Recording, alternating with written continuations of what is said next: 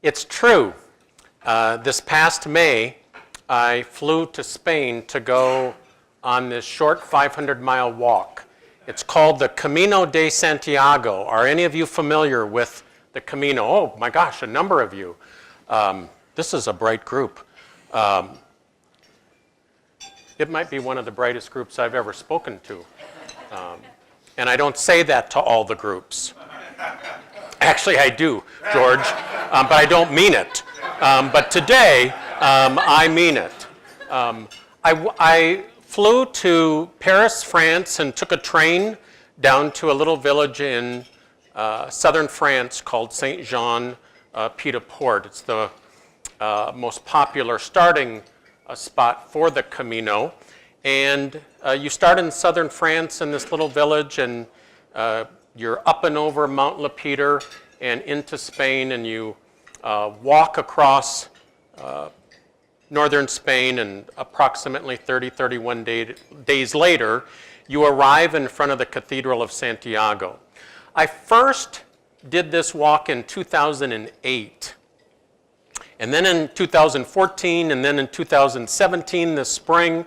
It also, I have Camino 4 on the calendar for 2020.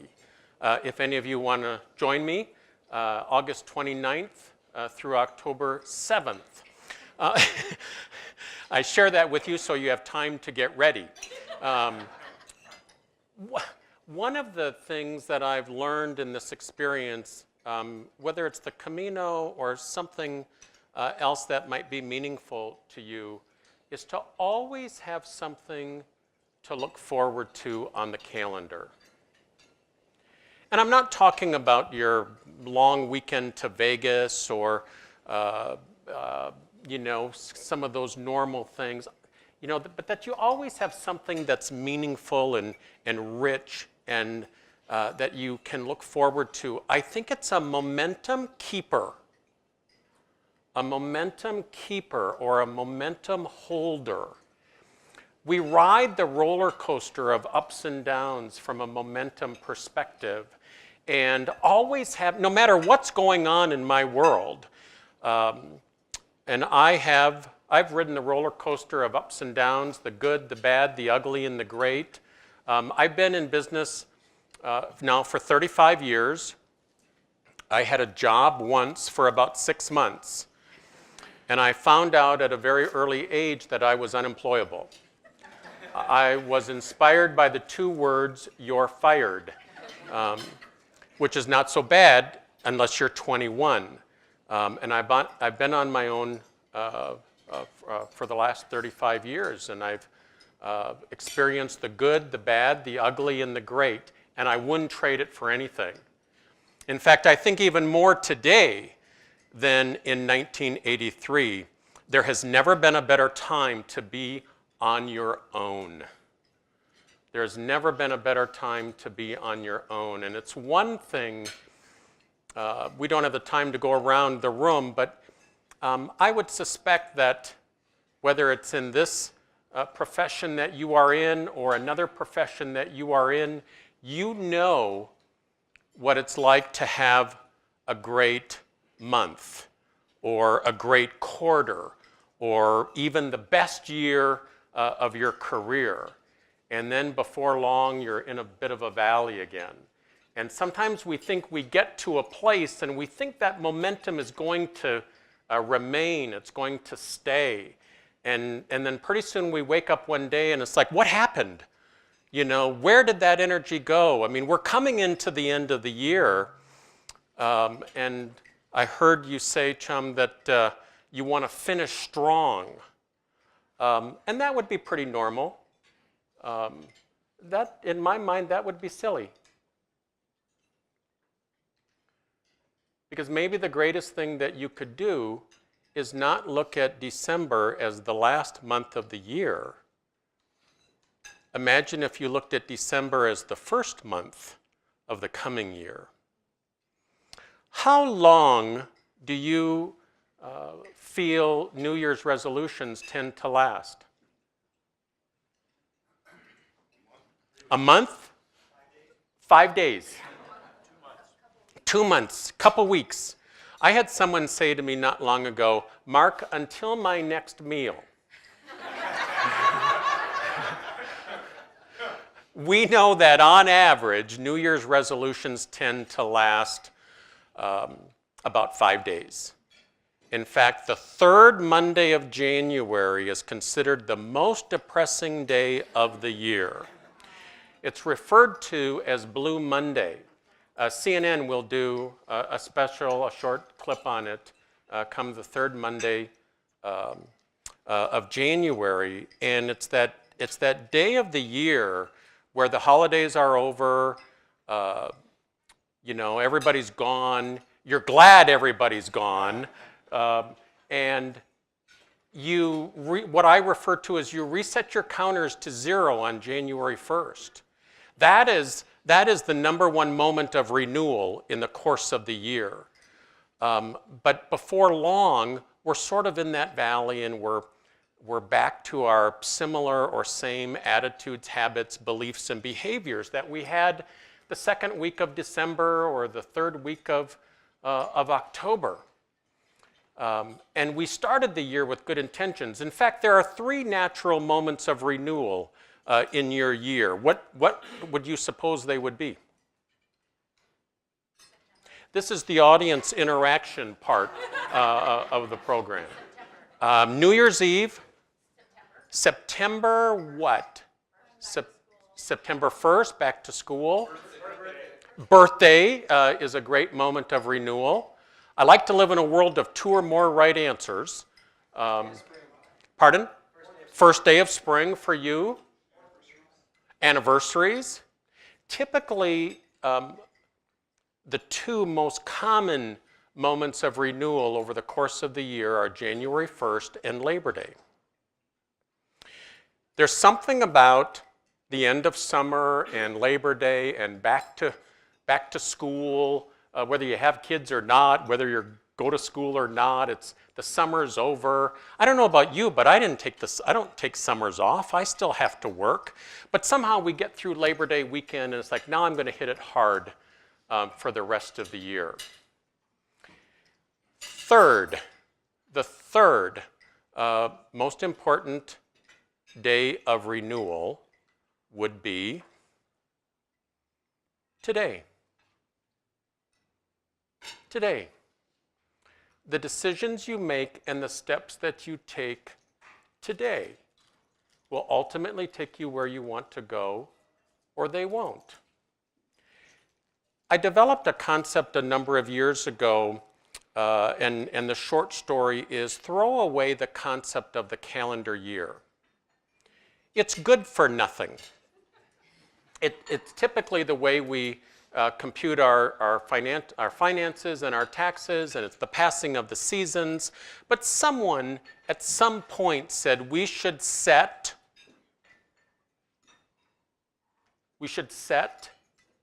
goals, and we should set them when? Around the beginning of the year. And do you ever set a smaller goal for the new year? Not usually. Especially don't let your sales manager, or your spouse or your partner hear that. But typically we never set a smaller goal for the coming year. And unfortunately, over the course of time, we lose our momentum. We recommit ourselves typically either on our birthday or Labor Day, and we're going to hit it hard. And then all of a sudden we wake up one day in the middle of October or early November, and we're a long way from where we wanted to be back on January 1st. Are you tracking with me?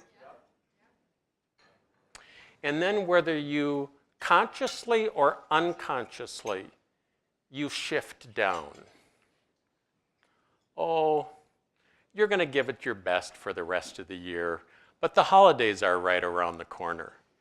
And you decide that, yeah, I'm still going to give it my all, but I'm going to take the rest of the year to get ready for 2018. Now, I know no one in here is in the getting ready to get ready mode. But outside of this room, there are plenty of people in business who are, you know, I'm gonna upgrade my website, and I'm gonna organize my office, and I'm gonna get rid of some files. I'm gonna go to the post office and buy some stamps. But by God, I'm gonna be ready when we get to January 1st again. And you get through the holidays, you eat too much, you drink a little bit too much, you party a little bit too much, you wake up on January 1st, glad it's in your rearview mirror. And you feel this moment of renewal.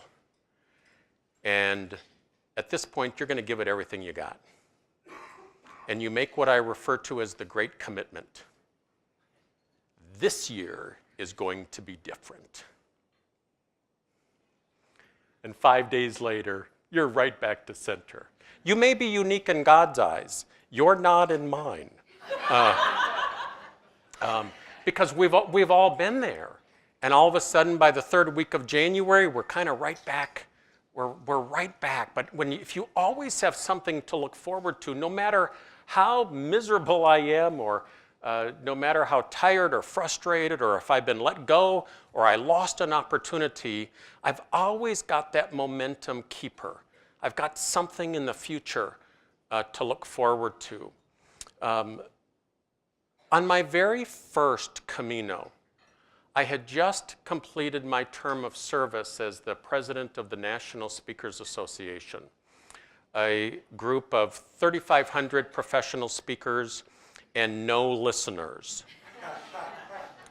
It was one of the greatest years of my life and my career and my work, and it's a volunteer position, and I spoke in 30 states and 5 countries around the world in a 12-month period while I was maintaining my own business.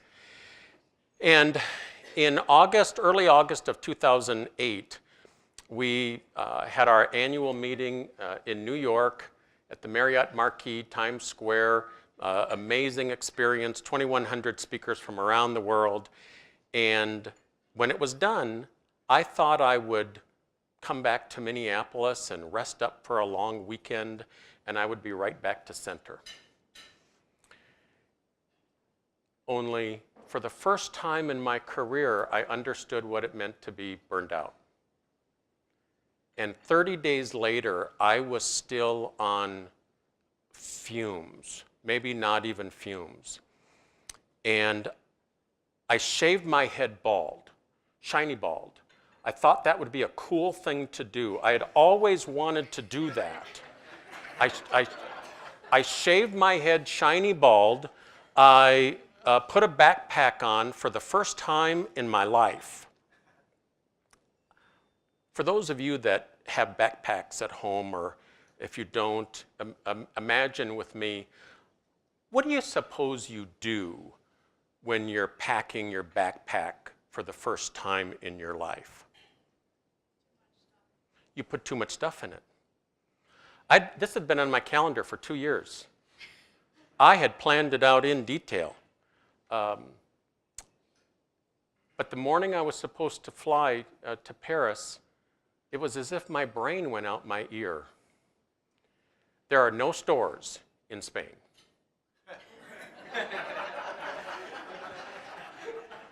And I started to grab things. I mean, I had the jumbo shampoo. I had no hair, but I had plenty. I was going to have plenty of soap.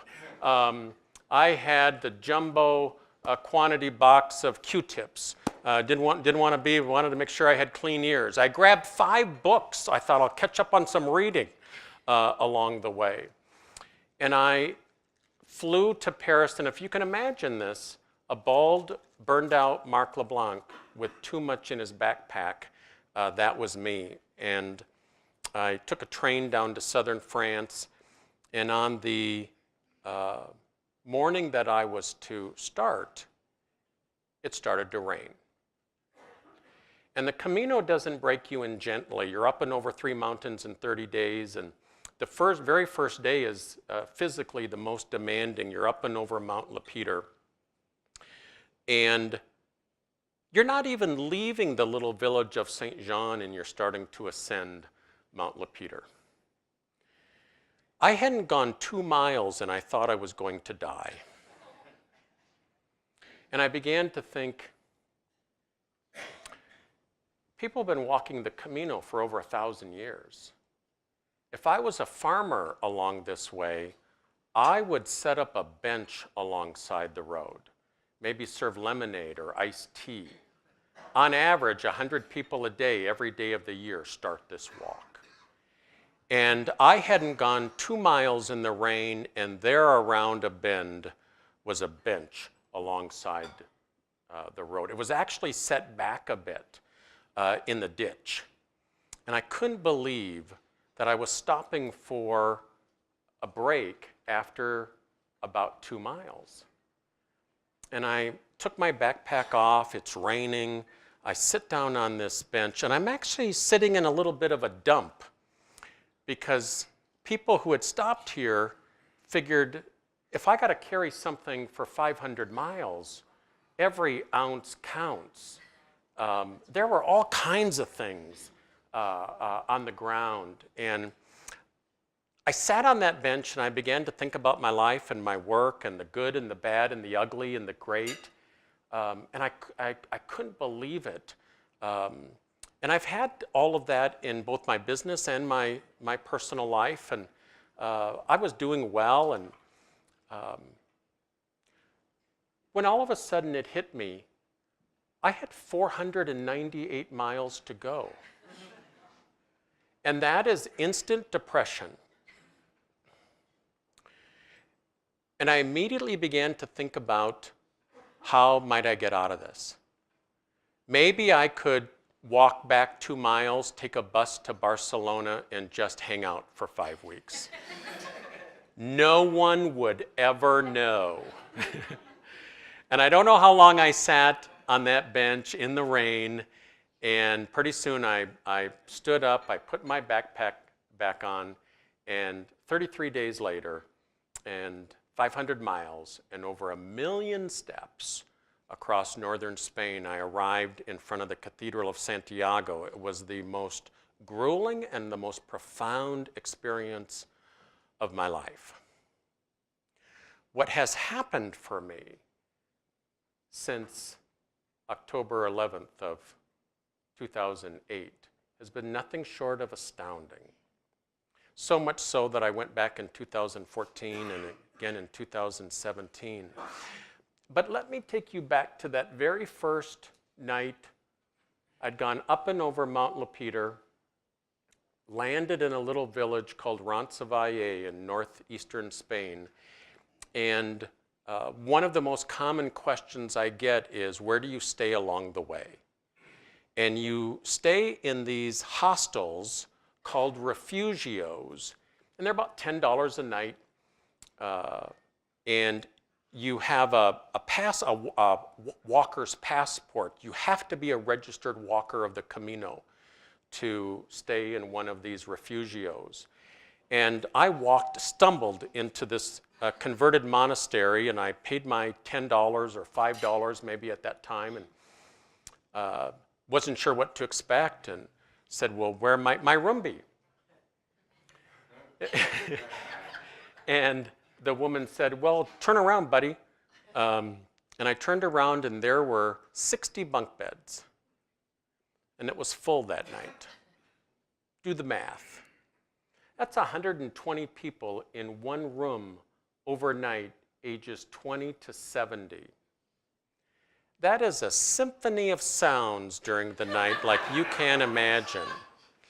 And it was the best $5 I ever spent. But that night, I was having dinner with about 10 or 11 other walkers, and we're scared. We don't know what we're in for. We don't know why we're there. And I met these 3 women from England. One in particular, her name was Judith. Now, she didn't look like a walker to me. I didn't tell her that. That's your inner voice. Here I'm champion wrestler from northern fertile Minnesota, and I'm tough guy. I'd been training for this. I'm dying after one day. And this was Judith's third year. And over the course of the conversation, I said, Judith, I said, might you have any advice for me? And Judith looked at me and she said, Mark, I've learned one thing. And I said, what's that?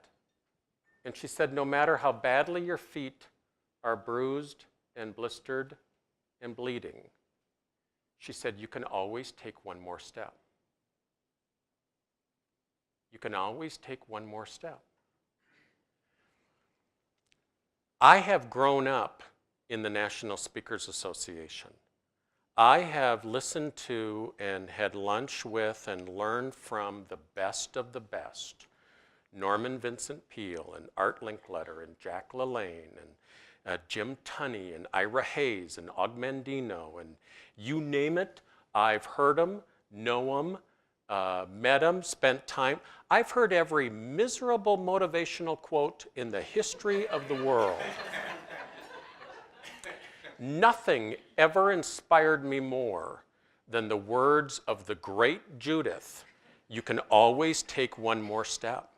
And I hung on to that little pearl of wisdom for over 1 million steps across northern Spain. I don't know where you are at on your journey or your path. Camino is just Spanish for the way. I would love for you to think of the next 10 years as a 10-year Camino for you. Where are you at along your way? And what change might you need to make on your Camino or on your way that might help you move a little bit differently in the direction of your dream? No change, no change. I want you to think about that. By the way, every once in a while I say something good. I'm not sure where it comes from, but that was good. You might want to write that down. At all of the tables, there is a handout or a note sheet, and I think we got a little bigger crowd here than maybe we were expecting, so we might have to share a little bit, or there might be some extra ones, but no change, no change. I would write that one down. You see, over 1,000